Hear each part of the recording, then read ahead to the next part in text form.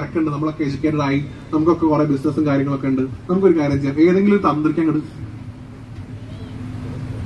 പിന്നെ നമ്മളും ആ പരദേവതയും തമ്മിലുള്ള ബന്ധമില്ല, നമുക്കേ അറിയുള്ളൂ അതിനെങ്ങനെ പൂജിക്കണമെന്ന്.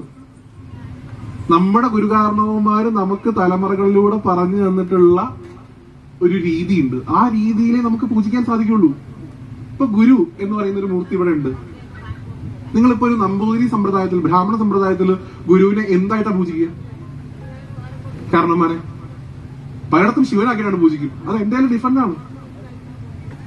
ശിവന് കൊടുക്കേണ്ട പൂജ ഗുരുവിന് കൊടുത്തിട്ട് കാര്യമില്ല, ഗുരുവിന് കൊടുക്കേണ്ട പൂജ ശിവന് കൊടുത്തിട്ട് കാര്യമില്ല. സ്വാമിയുണ്ട്. ആ ഗുരുസ്ഥാനത്തുള്ള ഒരാളെ ആരാധിച്ച് ആ സ്വാമിയെ ഇവിടെ കൊണ്ട് ഇരുത്തി നമുക്ക് വേണ്ടി അനുഗ്രഹം തരാനായിട്ട് ആ സ്വാമിയുടെ ചൈതന്യം ഇവിടെ പ്രതിഷ്ഠിച്ചപ്പെട്ട ആളെയാണ് ഗുരുവായിട്ട് പിന്നെ നമ്മൾ ആരാധിക്കുക.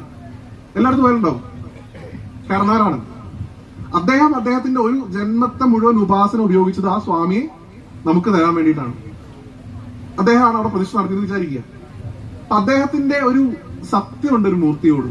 ആ മൂർത്തിയോടെ വന്ന് ഇരുന്ന് കഴിഞ്ഞാൽ ആ മൂർത്തിക്ക് വേണ്ട ഉപചാരങ്ങൾ ഞങ്ങളും ഞങ്ങൾക്ക് ശേഷം വരുന്ന തലമുറകളും തന്നോളാം എന്നുള്ളതാണത്.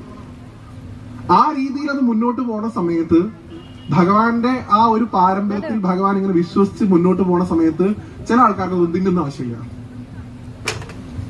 ഇതൊന്നും യാതൊരു താല്പര്യമില്ലാത്ത കാര്യം, വെറുതെ പൈസ ചെലവാണ്, ആവശ്യമില്ല, ഇതിന്റെ ഒന്നും കാര്യമില്ല. എല്ലായിടത്തും ഈശ്വരൻ ഉണ്ടല്ലോ, ഈശ്വരനെ ഒരു അമ്പലത്തിൽ കൊണ്ടിരുത്തേണ്ട ആവശ്യമൊന്നുമില്ലല്ലോ, ഇങ്ങനെ കുറെ സാധനങ്ങൾ വരും. എന്താണ് പ്രശ്നം? ഈ സത്യം ചെയ്തു കൊടുത്ത സത്യോടെ അവശേഷിക്കുന്നുണ്ട്. ഒരു മൂർത്തിക്ക് നിങ്ങൾ സത്യം ചെയ്തു കൊടുക്കുമ്പോ, ഭഗവാനെ ഞങ്ങൾക്ക് ശേഷം വരും തലമുറയ്ക്കും അഭയമായിട്ട് ഭഗവാൻ ഇവിടെ ഉണ്ടാവണം കേട്ടോ, ഞങ്ങൾ വേണ്ട പോലെ അങ്ങേ നോക്കി